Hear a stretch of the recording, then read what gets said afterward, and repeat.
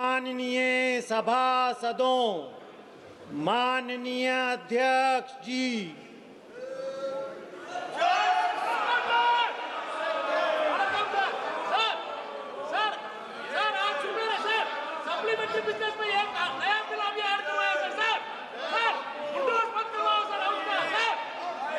प्रश्नकाल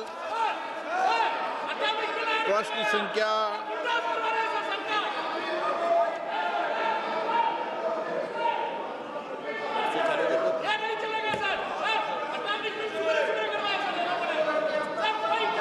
ये after question में जब इंट्रोड्यूस हो जब विरोध कर लेना, ठीक है?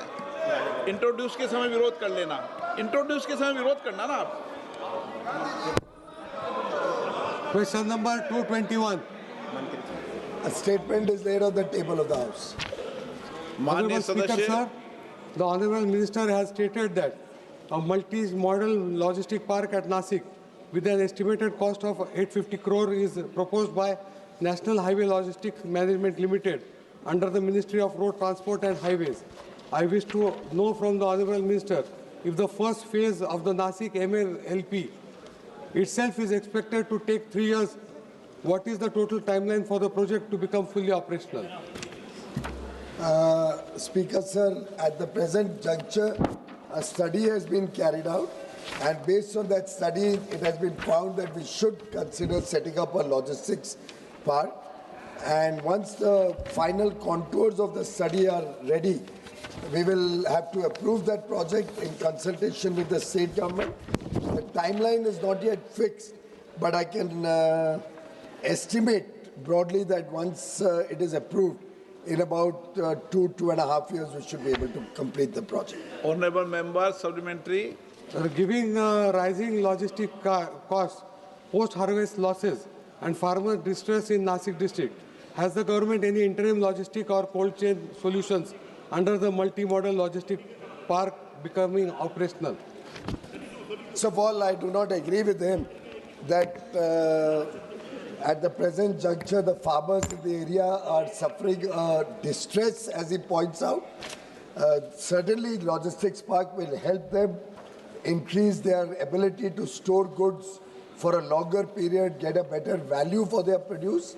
But I can assure the honourable member that in the interim, several measures have been taken from time to time to ensure that the farmers get a fair price for their produce and do not suffer any losses.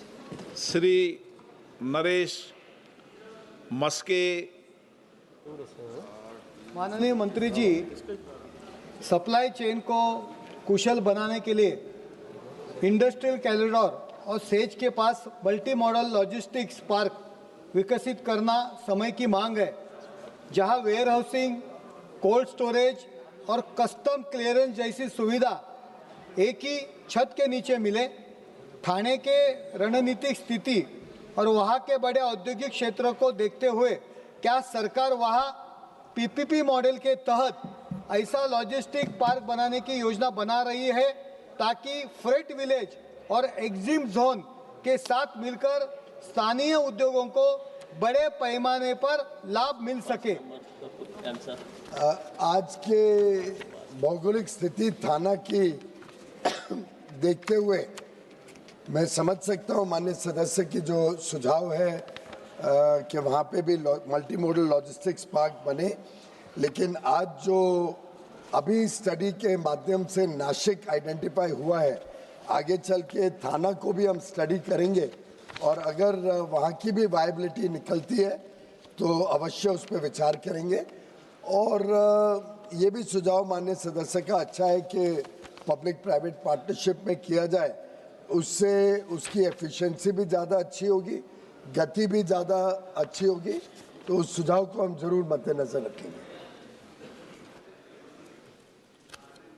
Honorable member Manikam Tagore. Thank you, sir. Sir, my question is related to the, it's listed in 232, sir. Regarding that, I wanted to request the Honorable Minister. 232 question is being listed. With that thing, there is a supplementary, sir. The government list protocols, government list portals, missions and platforms. आप तो तैयारी से But आए होंगे ना? the Minister, Honorable, But the minister tells this house how many MSME exporters have actually received financial support for costly SPS and TBT compliance, and how many shipment rejections or port detentions have reduced because of these schemes. If the ministry have no impact data, is it true that these initiatives remain announcements without accountability, especially for the small exporters struggling to survive, sir? Thank you, sir. Speaker, sir, the fisheries sector is one sector on which both the Department of Fisheries and MPDA under Commerce Ministry are extremely focused and are continuously making sure that we can diversify our fish exports to be able to ensure growth. I'm happy to share with the House, through you, sir, and to the Honourable Member, that despite all the global uncertainties, in the first 6 months, rather 7 months up to October, the marine exports have shown a nearly 20% growth in exports, which is very creditable considering that there are anti-dumping duties in certain countries, and for a long time, many fish establishments did not get their approvals from other countries. I'm also happy to share with the House through you, sir, that in the last 12 months, we have been successful in getting 102 marine fish export establishments registered in European Union, the 27-nation European Union bloc. We have also got about 25 fish establishments registered and approved by Russia, and many more are under the approval process in both the European regions. This will provide a huge avenue for further growth, and Honourable Minister of Fisheries, Mr. Rajiv Lalan Singh ji, and I are continuously monitoring to make sure that this sector progresses well. As regards the cost for mandatory and occasionally voluntary certifications, we have just approved a scheme for 25,000 crore rupees called the Niryat Disha, which is a part of the export promotion mission. In Niryat Disha, we are working out the specific scheme guidelines which will be issued very shortly. We intend to cover the costs for mandatory standard and certification that are required by the importing countries. It will help many more people get into the export of fish, and our effort will be to diversify market and encourage new fishery farmers and fishing establishments look at export rather than just look at the domestic market. Thank you, sir. Question number 222, 222. 1 minute, माननीय मंत्री श्री अरूप चक्रवर्ती। Sir, 222. माननीय मंत्री गया है। माननीय सदस्य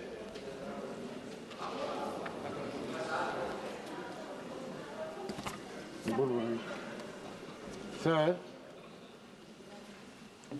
पिछली 2 साल से पीएम किसान प्रकल्पों के अंदर जितना बजट हुआ था वो कितना खर्चा हुआ है, उसका 1 साल में कितना हुआ उसका रिपोर्ट नहीं है।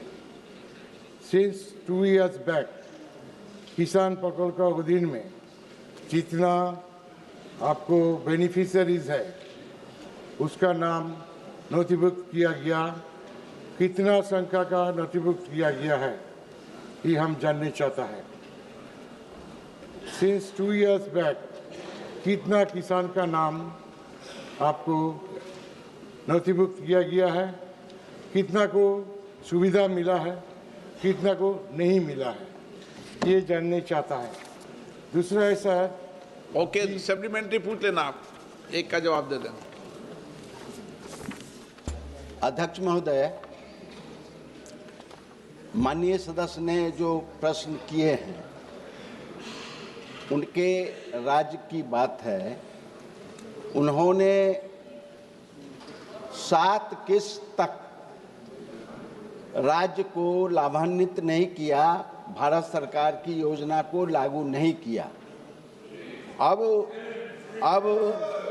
वो पूछ रहे हैं कि 2 वर्ष में क्या बजट था।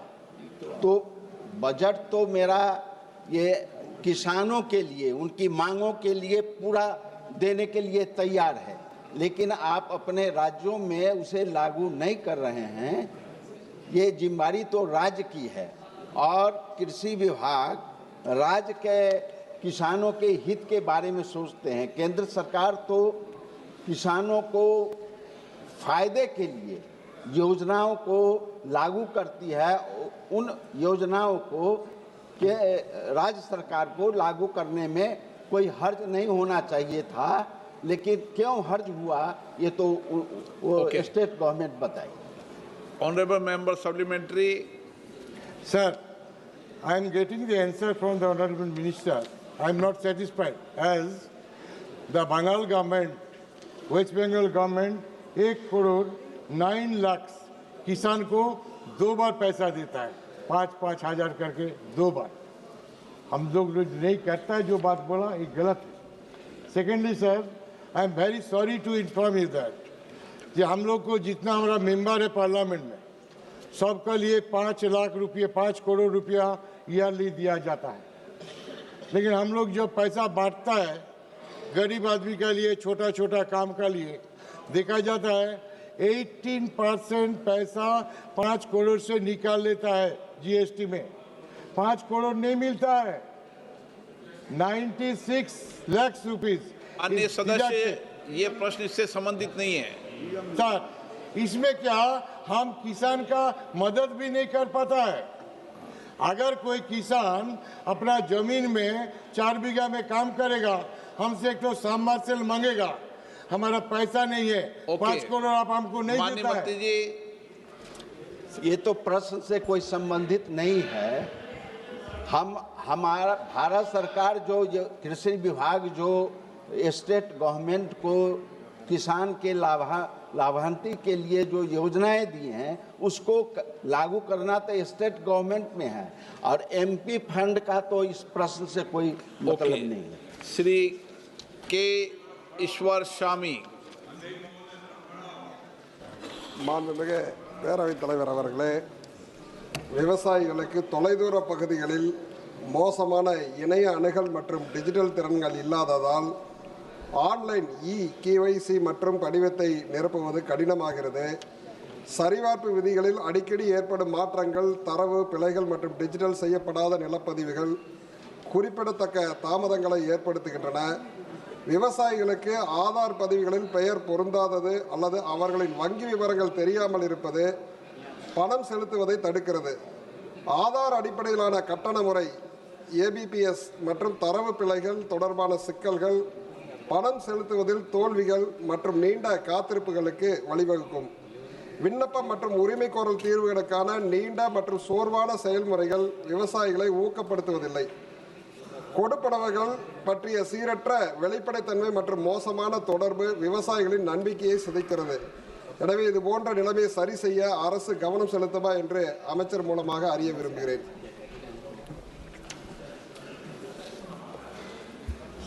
अध्यक्ष महोदय, ये तो राज्य सरकारों का काम है कि वहाँ किसानों का दस्तावेज या अन्य जो त्रुटियां हैं उसको दुरुस्त करने का, ये केंद्र सरकार का काम नहीं। ये इनका कहना है कि जो सही है KYC और भूमि दस्तावेज को मिलाने में बहुत दिक्कत आती है, तो आप राज्यों को डायरेक्शन देना कि वो इन दस्तावेजों को ठीक करें। निश्चित रूप से। श्री मितेश पटेल। अध्यक्ष महोदय, PM किसान योजना में करोड़ों लाभार्थी पंजीकृत हैं, जिसके कारण उन सभी पात्र किसानों को बिना किसी त्रुटि के उनके ही खाते में और समय पर लाभ की धनराशि पहुंचाना बेहद महत्वपूर्ण हो जाता है। क्या माननीय मंत्री यह बताने की कृपा करेंगे कि PM किसान योजना में लाभ को किसानों के खाते में बिना किसी त्रुटि के पहचानने में सरकार ने क्या उपाय किए हैं? किसी भुगतान के विफल होने पर सरकार द्वारा क्या प्रयास किए जाते हैं? अध्यक्ष महोदय, प्रश्नकर्ता का प्रश्न बहुत ही सही है। मैं आपके माध्यम से उन्हें बताना चाहता हूं, यह सुनिश्चित करने के लिए योजना का लाभ लाभार्थियों तक सफलतापूर्वक पहुंचे 13वीं किस्त के पीएम किसान के अंतर्गत लाभ जारी करने के लिए आधारित भुगतान अनिवार्य कर दिया गया है। इससे यह सुनिश्चित होता है कि योजनाओं का लाभ लाभार्थी के आधार से जुड़े खाते में स्थानांतरित हो। इससे खाता आधारित भुगतान की समस्या समाप्त हो गई है, जिसमें डेटा प्रविष्टि त्रुटियों, बैंक विलयन के कारण खाता विवरण में परिवर्तन की संभावना रहती है।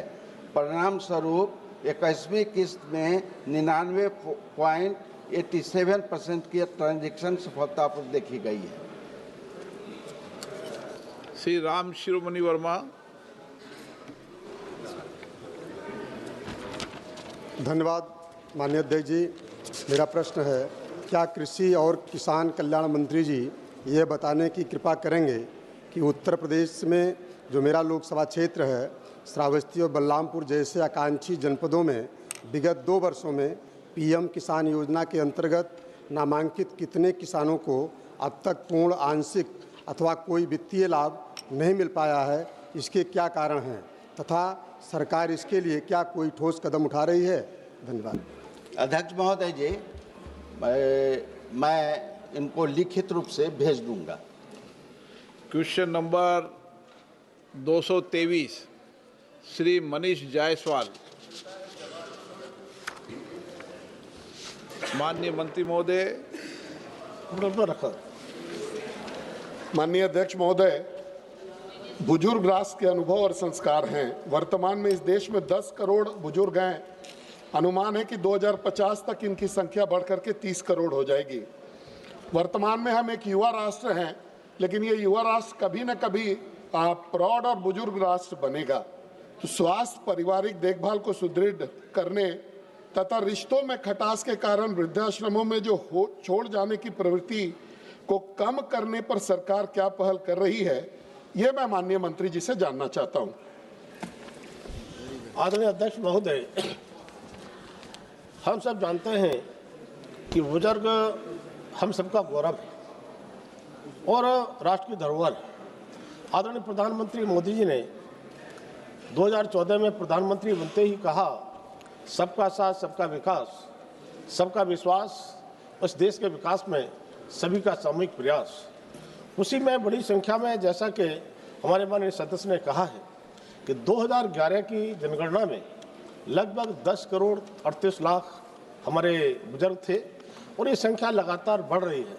जहाँ पर आज हम युवा देश की बात कर रहे हैं, आने वाले समय में ये संख्या लगातार बढ़ रही है, तब मैं कह सकता हूँ कि आज जो छोटे परिवारों की परंपरा चल रही है, न्यूक्लियर परिवारों में बढ़ोतरी और रोजगारों के कारण से परिवारों को दूर से शहरों में चले जाना, सीनियर सिटीजन्स के अपने परिवार सदस्यों से अलग होने के ऐसे कारण बन रहे हैं। तो मैं कह सकता हूं कि सरकार ने वरिष्ठ नागरिकों पर केंद्रित अपनी नीतियां और कार्यक्रम के जरिए बार बार भारतीय पारिवारिक मूल्यों और परंपराओं को जोड़ देने का काम किया है। पीढ़ियों के बीच में आप तो भाषण देने लगे मंत्री जी, सवाल का जवाब दे दो ना।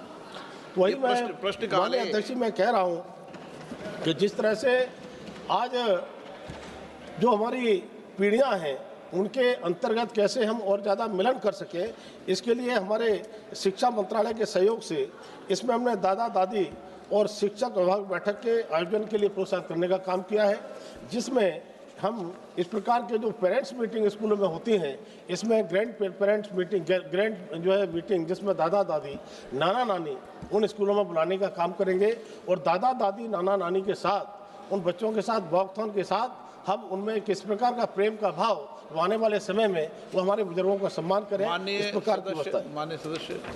अध्यक्ष महोदय, किसी भी राष्ट्र की प्रगति इस बात से मापी जाती है कि वो अपने बुजुर्गों को कितना सम्मान और सुरक्षा देता है।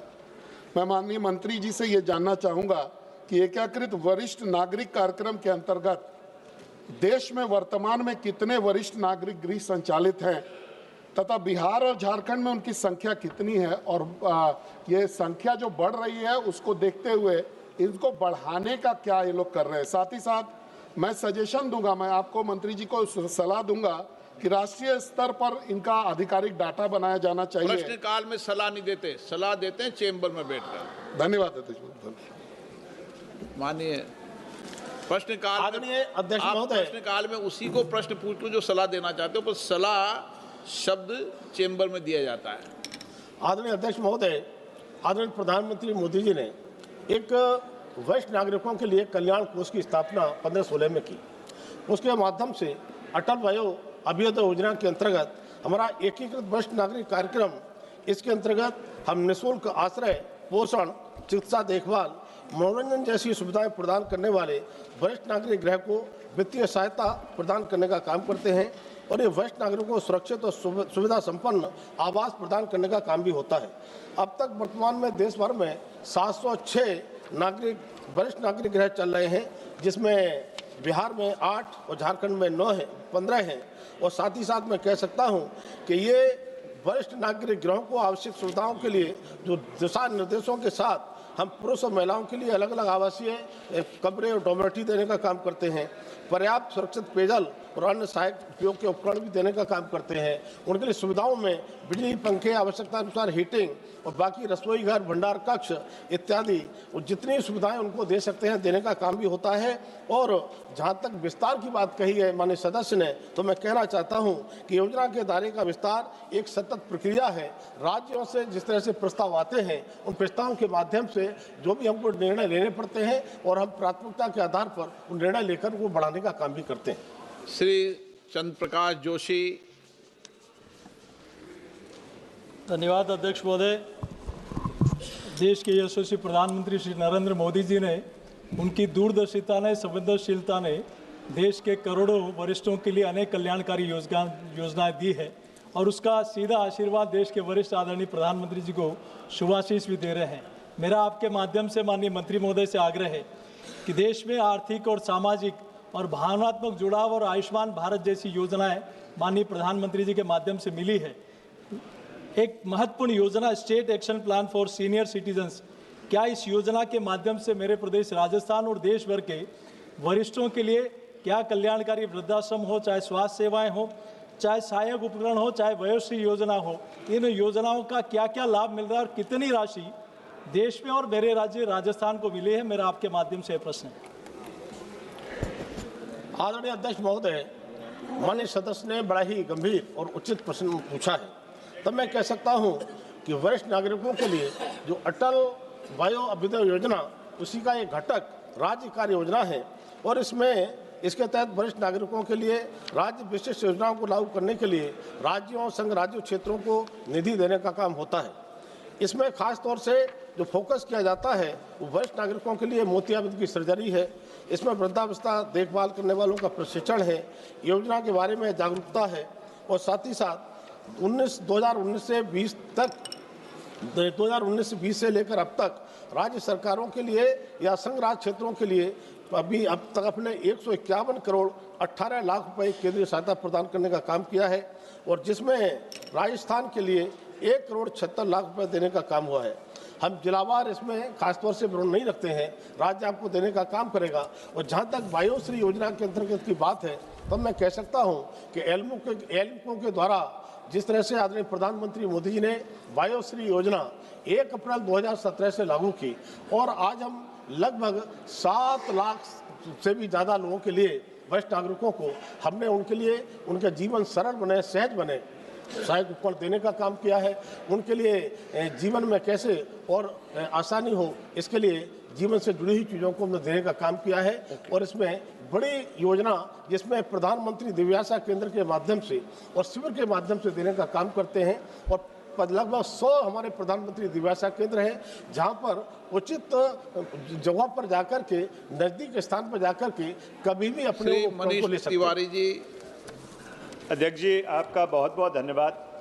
अध्यक्ष जी, चंडीगढ़ एक केंद्र शासित प्रदेश है और 11 मार्च 2025 को सरकार ने एक अनस्टार्ड प्रश्न का उत्तर दिया था और इनके उत्तर के अनुसार चंडीगढ़ में जो बुढ़ापा पेंशन है वो 1000 रुपये है, पंजाब में 1500-2000 रुपये है, हरियाणा में 3000 रुपये है। चंडीगढ़ में बुढ़ापा पेंशन 2016 से नहीं बढ़ी है। जब इनसे सवाल पूछते हैं ये कहते हैं चंडीगढ़ प्रशासन ने कोई प्रस्ताव नहीं भेजा। चंडीगढ़ प्रशासन से बात करते हैं वो कहते हैं हम निरंतर और लगातार प्रस्ताव भेजते रहे हैं। मेरा माननीय मंत्री जी से सीधा सवाल है कि आप चंडीगढ़ में बुढ़ापा पेंशन 1000 रुपये से बढ़ाकर 3000 रुपये कब करने जा रहे हैं?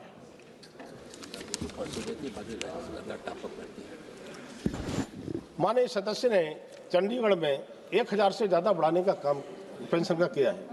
ये सीधे सीधे हमारे मंत्रालय से जुड़ा हुआ पेंशन का नहीं है, लेकिन मैं कहना चाहता हूं कि 60 साल से लेकर के 79 साल तक, सुन लीजिए मेरा, 60 साल से लेकर के 79 साल तक 200 रुपये केंद्र सरकार द्वारा और 80 साल से ऊपर 500 रुपये, लेकिन बाकी हमारी जो राज्य सरकारें होती हैं टॉप अप करने का काम करती हैं। तो ये विषय वहाँ जाकर राज्य सरकार से पूछिए। और ये ग्रामीण विकास मंत्रालय का विषय है, लेकिन 200 रुपये और 500 रुपये केंद्र से जाता है, राज्य सरकारें टॉप अप करने का काम करती है। आलोक कुमार सुमन। महोदय, इस तथ्य को ध्यान में रखते हुए कि वर्ष 2036 तक वरिष्ठ नागरिकों की संख्या 20 करोड़ होने जा रही है, ऐसे में मेरा माननीय मंत्री महोदय से ये सवाल है कि वरिष्ठ नागरिकों के लिए देश में और खासकर ग्रामीण क्षेत्रों में विशेष रूप से क्या क्या कार्य करने जा रहे हैं? धन्यवाद। आदरणीय अध्यक्ष महोदय, लगातार हमारा मंत्रालय बुजुर्गों के लिए काम कर रहा है। जहाँ तक आपने कहा है कि लगातार हमारी संख्या बुजुर्गों की बढ़ रही है, तब मैं कह सकता हूँ कि इसमें हमने अपने चाहे अटल अभ्युदय योजना के अंतर्गत जितने भी हमारे घटक हैं उन्हें बढ़ाने का काम भी कर रहे हैं, और साथ ही साथ जितने भी हमारे सीनियर सिटीजन होम हैं उनको बढ़ाने का काम कर रहे हैं। इस प्रकार की संस्थाएं जो सामाजिक संस्थाएं हैं, जो हमारी जो है दूसरी संस्थाएं हैं, उनके साथ एमओयू करने का काम भी कर रहे हैं। तो मुझे लगता है कि आने वाले समय में जिस तरह के जो प्रस्ताव राज्य सरकारों से मिलते हैं उन पर हमारा मंत्रालय काम करता है और आगे हम लगातार काम करेंगे। क्वेश्चन नंबर 224 224 श्री भाऊ साहेब राजाराम वाकचोरे। क्वेश्चन नंबर 224 माननीय मंत्री महोदय, पटल पर रख दिया गया। माननीय सदस्य। आदरणीय अध्यक्ष जी, मैं आपके माध्यम से माननीय मंत्री से जानना चाहूँगा कि मेरे शिरडी संसदीय क्षेत्र से और देश के कई ग्रामीण इलाकों में आज भी अनेक गांव एवं बस्ती सड़क से नहीं जुड़ी है। पीएमजीएसवाई के मौजूदा नियमों के कारण नया सर्वे नहीं हो रहा है और नई सड़कें स्वीकृत नहीं हो रही हैं। क्या सरकार मानती है कि ये नियम हकीकत से मेल नहीं खाते? क्या बाकी गांवों एवं बस्ती को जोड़ने के लिए नियमों में बदलाव किया जाएगा? माननीय सदस्य। अध्यक्ष महोदय, माननीय सदस्य ने पिछले सदन में भी, पिछले जब हुआ था सत्र, तो उसमें भी उन्होंने चिंता जाहिर की थी अपने संसदीय क्षेत्र की। मैं माननीय सदस्य को ये बताना चाहूँगा कि प्रधानमंत्री सड़क योजना एक गरीबी उन्मूलन के लिए चालू किया गया था, और मैं पूरे सदन को ये बताना चाहूँगा कि आदरणीय हमारे नेता सदैव अटल बिहारी वाजपेयी ने जिस योजना को चालू किया था, और उन्होंने ये सपना देखा था कि पूरे भारत में गांव जो सड़कों से वंचित है उसमें हम सड़कों का जाल बिछाने का काम करेंगे। और मुझे ये बताते हुए खुशी हो रही है आदरणीय अध्यक्ष जी कि फेज़ 1, फेज़ 2, फेज़ 3 को मिलाकर अगर जो हम बात करें तो करीब 7,86,000 किलोमीटर का निर्माण हमारी सरकार ने, हमारे विभाग ने करने का काम किया है, जिस पर लागत करीब 3,40,000 करोड़ रुपए का लागत आया। आदरणीय अध्यक्ष महोदय जी, जहां तक माननीय सदस्य ने अपने क्षेत्र के बारे में चिंता जाहिर की है, मैं उनके क्षेत्र में ग्रामीण विकास मंत्रालय ने करीब 1,642 किलोमीटर की सड़कों का निर्माण हुआ है। माननीय अध्यक्ष जी, मैं जरूर यहाँ पर ये बताना चाहूँगा, आप तो बता दो नियम परिवर्तन करने का इरादा है क्या आपका? ऐसा कोई विचार नहीं, मैं तो बता दो नहीं है। माननीय सदस्य। मेरा आदरणीय अध्यक्ष जी, मेरा माननीय मंत्री महोदय दूसरा पूरा प्रश्न है कि पीएमजीएसवाई में बनी गई ग्रामीण सड़कों में कुछ वर्षों में खराब हो जा रही है, जिसमें लोगों को भारी परेशानी हो रही है। जबकि कागजों में रखरखाव के नियमित दिखाया जाता है। क्या सरकार बताएगी कि खराब रखरखाव के लिए किन ठेकेदार अधिकारी पर कार्रवाई हुई, सड़कों की सही रखरखाव के लिए क्या ठोस कदम उठाए जा रहे हैं और इस योजना को 25 साल होके देश में क्या परिणाम हुआ है? माननीय मंत्री जी। माननीय अध्यक्ष जी, आदरणीय प्रधानमंत्री मोदी जी के नेतृत्व में प्रधानमंत्री सड़क योजना सिर्फ एक योजना भरी नहीं है। जब हम इसका टेंडर करते हैं तो एक ईमानदारी के तौर पर पूरे देश में कोई भी कहीं से भी टेंडर डाल सकता है। पारदर्शिता का विशेष ध्यान दिया गया है और मेंटेनेंस का जिम्मेदारी आप जानते हैं, पूरा सदन जानता है कि राज्य का विषय है। लेकिन फिर भी हमारा मंत्रालय ने 3 स्तरीय क्वालिटी मेंटेनेंस मैकेनिज्म को सुदृढ़ करने के लिए प्रथम स्तर पर project implementing unit executive engineer के नेतृत्व में फील्ड लेबोरेटरीज और अनिवार्य मटेरियल को टेस्टिंग की जाती है। द्वितीय स्तर पर एनक्यूएम प्रत्येक चरण में सड़कों का निरीक्षण हम लोग उसको कराते हैं। तीसरे पर national quality monitor random inspection भी हम लोग उसको कराते हैं। माननीय सदस्य, मेरा आग्रह है कि अगर जो कोई विशेष सड़क प्रधानमंत्री सड़क योजना के अंतर्गत कोई खराब हो गई है तो निश्चित तौर वो लिख के हम दें, उस पर हम लोग एक बेहतर टीम बना देंगे और अगर जो कोई दोषी पाया जाता है उसके सख्त से सख्त कार्रवाई करने का काम किया जाएगा। Shri IB Eden.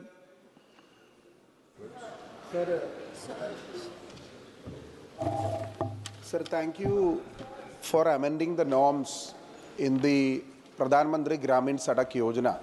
According to the new norms, constituencies like mine, the urban and coastal constituencies are getting benefited.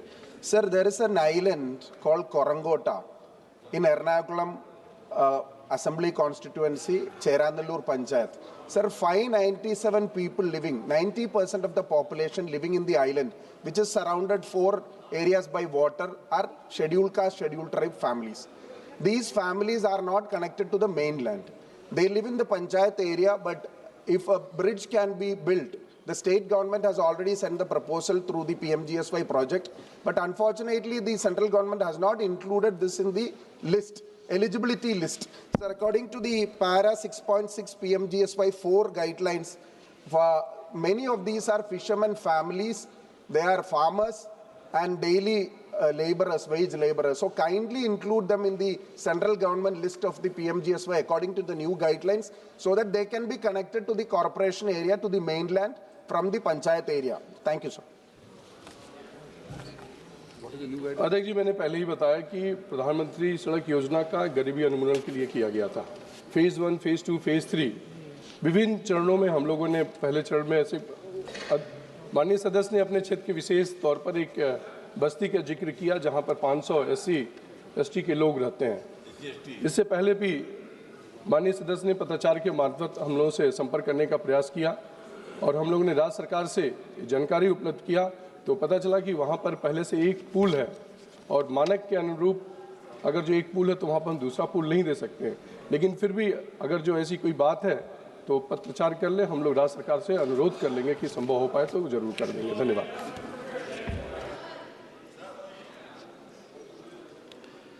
चलो आगे बढ़ो। 225 लिखो, कभी इस पे चर्चा कराएंगे शॉर्ट ड्यूरेशन पे। 225 Shri Jayant Basumatary. Thank you speaker sir. Sir, मैंने मेरे प्रश्नों में से जानना चाह रहा था मंत्री महोदय से कि पूर्वोत्तर राज्यों में राज्य स्तर पर DNTs, NTs and SNTs committee गठन किया गया है क्या? तो इसमें उत्तर आया ही नहीं। तो मंत्री महोदय से मैं फिर से जानना चाहूँगा, पूर्वोत्तर राज्यों में शीत योजना की क्रियान्वयन नहीं होने का क्या कारण है और पूर्वोत्तर क्षेत्र के कितने छात्र नेशनल ओवरसीज स्कॉलरशिप से लाभान्वित हुए हैं?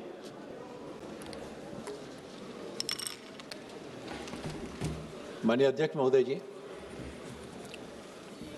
माननीय सदस्य ने पूर्वोत्तर क्षेत्र में सीड योजना के क्रियान्वयन के बारे में जानकारी चाहिए। मैं आपके माध्यम से सभी माननीय सदस्यों से अनुरोध करना चाहता हूं, विमुक्त घुमंतु अर्धघुमंतु समुदाय के कल्याण के लिए कदम उठाना, इसमें राज्य सरकारों का जब तक सहयोग नहीं मिलेगा, और मैं अपने सभी माननीय सदस्यों से भी अनुरोध करना चाहता हूं कि आपके राज्य में, आपके क्षेत्र में जहां जहां पर इस तरह के डिनोटिफाइड ट्राइब्स के हमारे जो बंधु हैं, उन बंधुओं के बीच में जाकर के उनकी समस्याओं को जानने का प्रयास हम सबको सामूहिक रूप से करने की आवश्यकता है। पूर्वोत्तर की जहां तक माननीय सदस्य के द्वारा बात कही गई है, वहां पर राज्य सरकारों के द्वारा डीएनटी समुदाय को अधिसूचित नहीं किया गया है, और जिसके कारण से इन लोगों को डीएनटी प्रमाण पत्र जारी नहीं हो रहे हैं और सीड योजना का लाभ इन समुदाय के लोगों तक नहीं पहुंच पा रहा है। इस संबंध में केंद्र सरकार के द्वारा 22/6/2022 को, 26/2024 को और 30/12/2024 को इन सभी राज्यों को डीएनटी समुदाय के प्रमाण पत्र जारी करने के लिए अनुरोध किया गया, और इसके साथ ही साथ वहां पर हमारी केंद्रीय स्तर की 2 मीटिंग भी हो चुकी हैं राज्यों के साथ में, और एक हमारी रीजनल स्तर पर भी मीटिंग हुई है, जिसमें हमने सभी माननीय मंत्रीगणों के साथ में और वहाँ के सचिव महोदय से अनुरोध किया है कि वहाँ पर डिनोटिफाइड ट्राइब्स के जाति प्रमाण पत्र, जन्म प्रमाण पत्र बना करके इन समुदाय के लोगों को शासन की कल्याणकारी योजनाओं का लाभ दिलाने की पहल की जाए।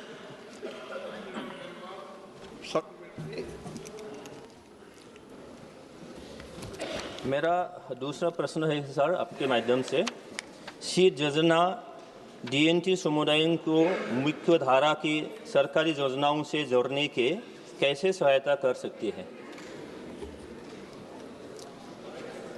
माननीय अध्यक्ष महोदय, सीड योजना के माध्यम से इन समुदाय के, चाहे वो आर्थिक सशक्तिकरण की बात हो, उनके आजीविका की बात हो, उनकी स्वास्थ्य की बात हो, उस समुदाय के छात्रों के लिए निःशुल्क कोचिंग की बात हो, प्रधानमंत्री आवास योजना की बात हो, इन सभी योजनाओं के माध्यम से डीएनटी समुदाय को मुख्यधारा में जोड़े जाने के लिए लगातार प्रयास किए जा रहे हैं। सीड योजना उन डीएनटी परिवारों की पहचान करती है जो अभी तक किसी भी सरकारी योजना के लाभ से वंचित रहे हैं, और उन्हें जो आवश्यक दस्तावेज, Aadhaar card, PAN card, Ayushman card, ration card, जाति प्रमाण पत्र, बैंक खाता, ये प्राप्त करने में सहायता प्रदान करती है। और इस योजना के माध्यम से सेल्फ हेल्प ग्रुप का भी गठन किया जाता है, उन्हें एनआरएलएम से जोड़ा जाता है, साथ ही शिक्षा, स्वास्थ्य, बीमा और आजीविका के अवसरों तक पहुंच भी सुनिश्चित की जाती है। इस प्रकार लंबे समय से, लंबे अंतरालों से जो मौजूद जो खाई है, इस खाई को पाटने के लिए डीएनटी परिवारों को कल्याणकारी योजनाओं से प्रभावी रूप से जोड़ा जा रहा है। दस्तावेज बन जाने के कारण अब ये परिवार केंद्र और राज्य सरकार की योजनाओं के लाभ प्राप्त कर पा रहे हैं। श्रीमती महिमा कुमारी। धन्यवाद अध्यक्ष महोदय। मैं मंत्री जी से पूछना चाहती हूं कि सीड योजना के तहत डिनोटिफाइड ट्राइब समुदाय की महिलाओं के लिए अलग से सेल्फ हेल्प ग्रुप बनाने की आवश्यकता क्यों पड़ी, जबकि नेशनल रूरल लाइवलीहुड मिशन के अंतर्गत पहले से ही सेल्फ हेल्प ग्रुप की व्यवस्था मौजूद है? धन्यवाद। माननीय मंत्री जी। माननीय सभापति महोदय जी, माननीय सदस्य के द्वारा एक बहुत ही अच्छा प्रश्न उठाया गया है, और मैं प्रश्न के आलोक में कि बड़ी संख्या में आज भी डीएनटी महिलाएं एनआरएलएम के दायरे से बाहर रह गई थीं, और उसका कारण था कि उनकी जो बस्तियां हैं बिखरी हुई रहती हैं, अलग अलग स्थानों पर रहती हैं। ये कहीं जंगलों में रहते हैं, कहीं पहाड़ों पर रहते हैं, कहीं बस्तियों के बाहर रहते हैं, या सड़कों के किनारे छोटे छोटे इस तरह की झुग्गियां बनाकर रहते हैं। और इसके कारण से लगातार गतिशील जीवन शैली और जो मौजूदा जो सेल्फ हेल्प ग्रुप का जो नेटवर्क है, इस नेटवर्क से सीमित जुड़ाव के कारण उन्हें इस योजना में शामिल करना एक कठिन काम था। एनआरएम से डीएनटी की महिलाओं का बाहर रह जाना किसी नियत का नहीं बल्कि संरचनात्मक कारणों का परिणाम था। एनआरएलएम मुख्य रूप से ग्रामीण क्षेत्रों में, ग्रामीण क्षेत्र की जो हमारी बहनें हैं, उन बहनों को सामुदायिक संस्थानों के माध्यम से उनको अपनी विशिष्ट शैली के कारण जोड़ते हुए उनको सशक्तिकरण के लिए ये अभियान चलाया जाता है। और जो हमारी जो DNT समुदाय की बहनें हैं, ये बिखरी हुई बस्तियों में रहने के कारण योजनाओं के लाभ से वंचित थीं, इसके कारण से इनको NRM से जोड़ने के लिए सेल्फ हेल्प ग्रुप का काम किया जा रहा है। और उनके जो दस्तावेज हैं, औपचारिक पहचान और दस्तावेज इनको भी बनाने के लिए राज्य सरकारों से अनुरोध किया जा रहा है कि हमारी इन बहनों को इन दस्तावेज बना करके उनको शासन की इस योजना का लाभ दिलाने के लिए पहल की जाए। और बहुत सारे स्थानों पर हम देखते हैं कि जब इस तरह से इनकी बसाहट होती है, बाकी समाज के साथ में इनका एकीकरण नहीं हो पाता और इसके कारण से शासन की योजनाओं की जानकारी से भी ये वंचित होती हैं। मैं एक बार पुनः सभी माननीय सदस्यों से अनुरोध करना चाहता हूं कि हम अपने क्षेत्र में रहने वाले डिनोटिफाइड ट्राइब्स के बंधुओं के साथ में जाकर के उनको शासन की योजनाओं का लाभ दिलाने के लिए पहल करें, ताकि वो भी मुख्य धारा के साथ में जुड़कर विकास की दौड़ में आगे बढ़ सकें। और देश के प्रधानमंत्री आदरणीय नरेंद्र मोदी जी का जो सोच है, सबका साथ, सबका विकास, सबका विश्वास और देश को आत्मनिर्भर बनाने में सभी का सामूहिक प्रयास, समाज के इन हमारी अंतिम छोर पर रहने वाली बहनों को भी उनको आर्थिक रूप से सशक्त करने के लिए सेल्फ हेल्प ग्रुप का गठन करके आजीविका मिशन के साथ में उनको जोड़ा जा रहा है। माननीय सदस्य श्रीमती प्रतिमा मंडल जी। प्रतिमा मंडल जी।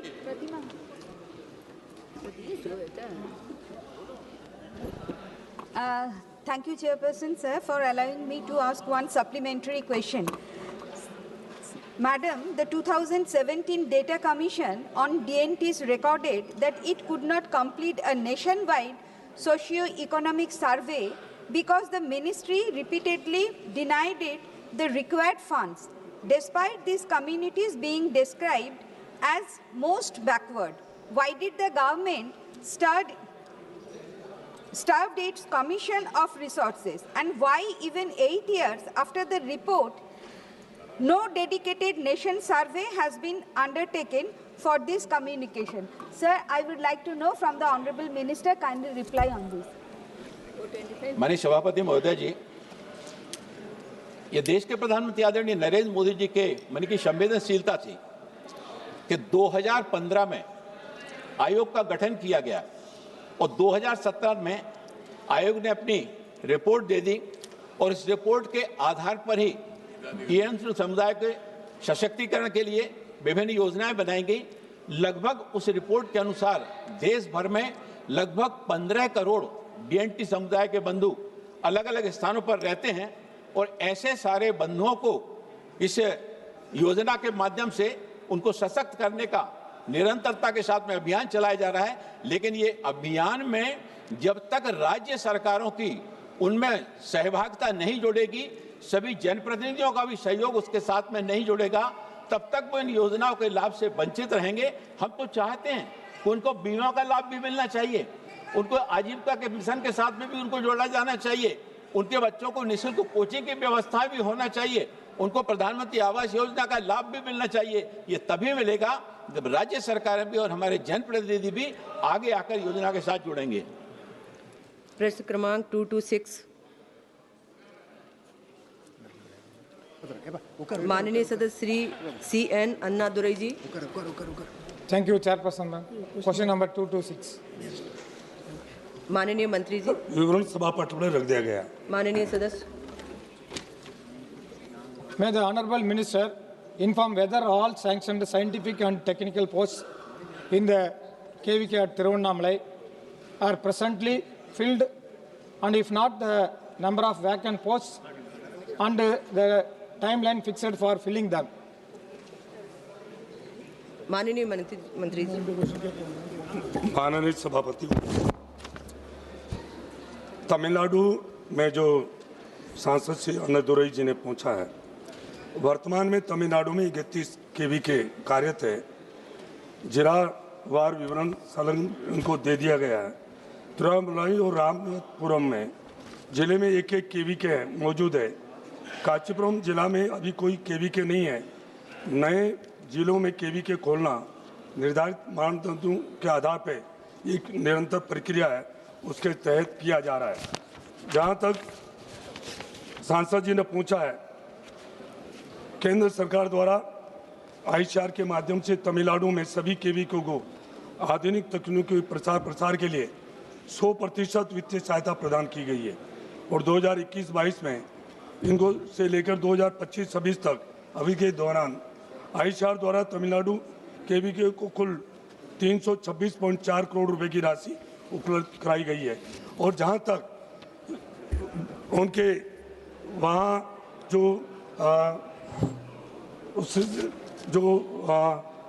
उसके अंदर जो केवीके के अंदर जो स्टाफ की बात है तो 80% केवीके का स्टाफ वहाँ तमिलनाडु में है और जहाँ भी और कोई जरूरत पड़ेगी तो और उसकी व्यवस्था की जाएगी।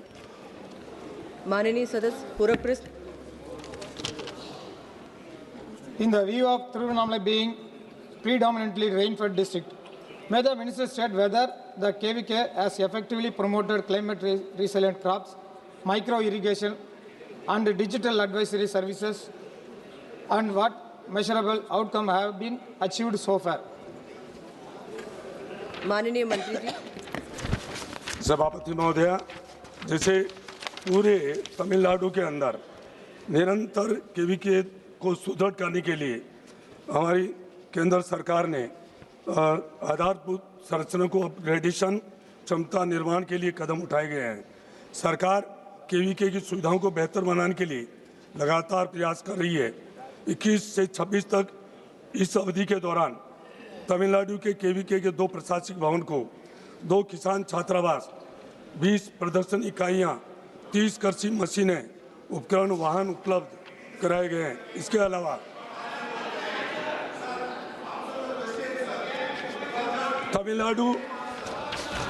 तमिलनाडु को सबसे ज़्यादा हमारे सभापति महोदया 29 मई से 12 जून तक जो तमिलनाडु में विकसित कृषि संकल्प अभियान चलाया गया, उसके तहत आधुनिक कृषि तकनीकों के जागरूकता फैलाकर वहाँ अभियान तमिलनाडु के 31 जिलों में आयोजित किया गया, जिसमें 7.1 लाख किसानों ने भाग लिया। 3.20 लाख महिलाओं ने उसमें शामिल हुए और जो कुल प्रतिभागी है उसमें 45.6% महिलाओं ने भाग लिया। और कृषि विज्ञान केंद्र, मैं कहना चाह रहा हूँ, जो माननीय सांसद जी कह रहे हैं, हमारे कृषि की उपलब्धि के लिए देश में 68 कृषि विश्वविद्यालय हैं, 113 आईसीआर के अनुसंधान संस्थान हैं, 731 कृषि विज्ञान केंद्र है, तंत्र मौजूद है, जिसमें देश में अनाज के भंडार भरे हैं। सभापति महोदया, आपको पता है कि 60 के दशक में ऐसी स्थिति आ गई थी, अनाज की बहुत बड़ी भारी कमी आ गई थी और तत्कालीन प्रधानमंत्री लाल बहादुर शास्त्री जी ने ये आह्वान किया था देश की जनता से कि एक हफ्ते में 1 दिन का उपवास रखें। हमारे केंद्र सरकार द्वारा, कृषि विज्ञान केंद्र द्वारा और हमारे किसानों के द्वारा आज 80 करोड़ से ज़्यादा जनता को फ्री अनाज दिया जा रहा है। ये सबसे बड़ी बात है। और मैं कह सकता हूँ, आपकी डीएम की सरकार क्या कर रही है? आपकी डीएम की सरकार, जब मैं कह सकता हूँ कि प्रधानमंत्री मोदी जी ने 100% तमिलनाडु को पैसा दिया है।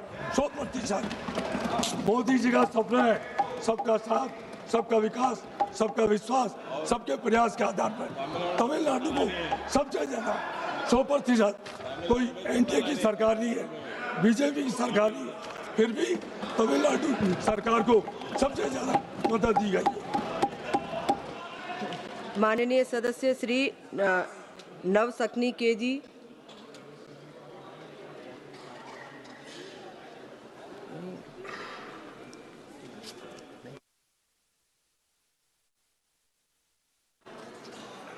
माननीय सदस्य श्रीमती डी के अरुणा जी।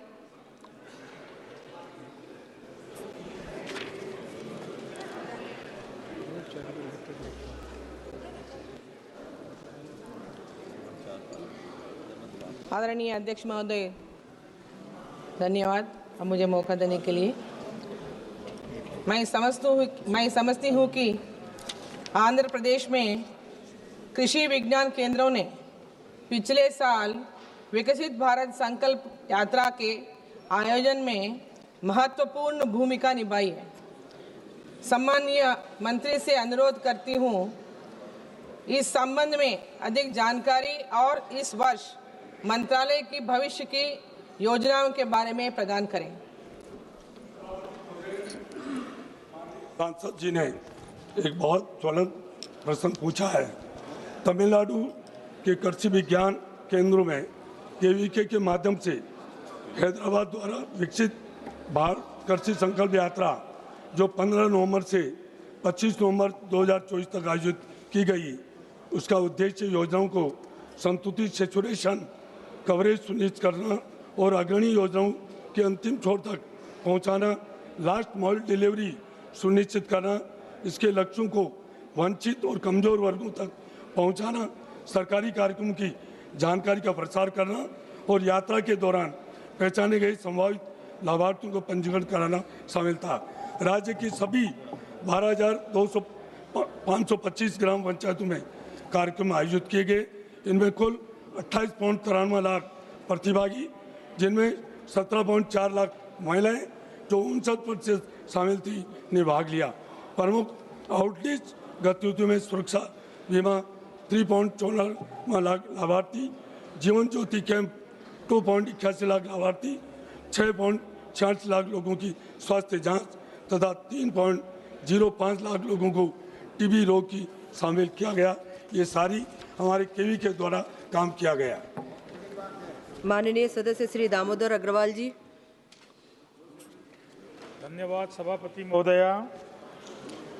मैं लोकसभा के प्रश्न क्रमांक 226 के क्रम में पूछना चाहता हूं कि क्या कृषि एवं कृषि कल्याण मंत्री यह बताने की कृपा करेंगे कि सरकार द्वारा चलाए गए विकसित कृषि संकल्प अभियान में भीलवाड़ा लोकसभा सहित राजस्थान में की गई गतिविधियों का ब्यौरा क्या है। सरकार के इस अभियान से देश भर में अब तक कितने किसान उत्पादक संगठनों को जोड़ा गया है। धन्यवाद। सभापति महोदया, माननीय सांसद जी दामोदर जी अग्रवाल जी ने जो प्रश्न पूछा है, हमारे विकसित कृषि संकल्प अभियान के तहत पूरे देश भर में इस अभियान के अंतर्गत कुल 2170 टीमों ने 60,970 कार्यक्रम आयोजित किए। इन कार्यक्रमों में 728 जिलों के 140 लाख से भी अधिक गांवों के 1.35 करोड़ से भी अधिक किसानों को 95.7 लाख पुरुष और 39.7 लाख महिलाओं ने भाग लिया। इस अभियान ने 34 राज्यों और केंद्र शासित प्रदेशों के विभिन्न कृषि आर्थिक परिस्थितियों को कवर करते हुए जमीनी स्तर पर जलवायु क्षेत्रों में सामाजिक पहुंच सुनिश्चित की। मैं राजस्थान की बात करूं, राजस्थान राज्य में इस अभियान के अंतर्गत किसानों तक नवीकरण कृषि तकनीकों की जानकारी प्रभावी रूप से पहुंचाने हेतु व्यापक स्तर पर गतिविधियां आयोजित की गई। राज्य में कुल 103 टीमों द्वारा 3,641 कार्यक्रम संचालित किए गए, जिनका मुख्य उद्देश्य खरीफ मौसम के लिए संतुलित, उन्नत और आधुनिक कृषि तकनीकों के प्रति किसानों को जागरूक करना था। इन कार्यक्रम के माध्यम से 41 जिलों में 7,349 गाँवों में 8.9 लाख से भी अधिक किसानों तक प्रत्यक्ष पहुंच स्थापित की गई, जिनमें 6.19 लाख पुरुष, 1.90 लाख महिला किसानों ने भाग लिया। किसानों की सहभागिता के आधार पर राजस्थान राज्य से देश स्तर पर चौथा स्थान प्राप्त किया, जो अभियान की व्यापक स्वायत्तता और प्रभावशीलता को दर्शाता है। इन प्रयासों से किसानों की तकनीकी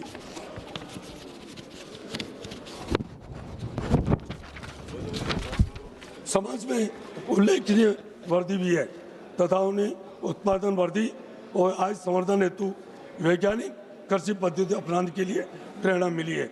साथ ही मैं भीलवाड़ा की बात करूं तो भीलवाड़ा जिले में इस अभियान के अंतर्गत 2 टीमों द्वारा 90 कार्यक्रमों का आयोजन किया गया, जिसमें 22,883 किसानों ने सक्रिय रूप से भाग लिया।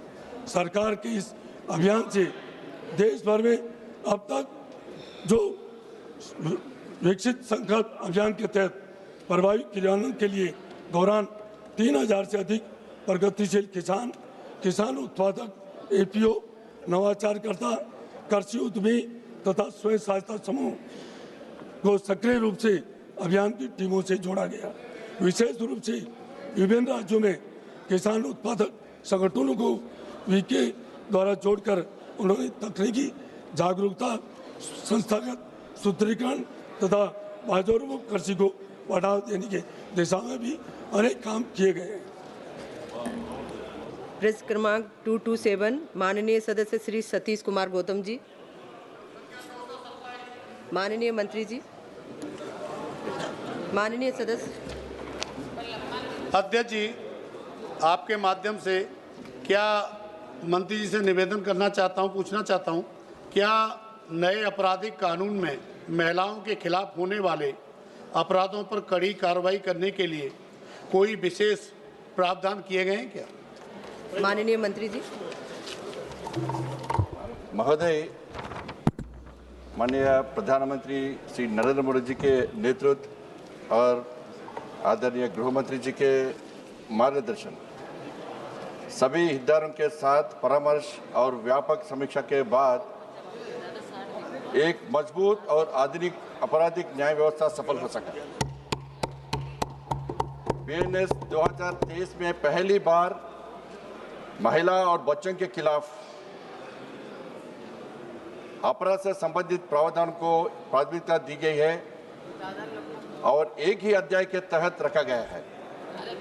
महिलाओं के विरुद्ध अपराधों के लिए मृत्युदंड तक सख्त सजा का प्रावधान किया गया है। 18 वर्ष से कम उम्र की महिला के साथ सामूहिक बलात्कार के लिए सजा दोषी के नेचुरल लाइफ या मृत्यु तक आजीवन कारावास है।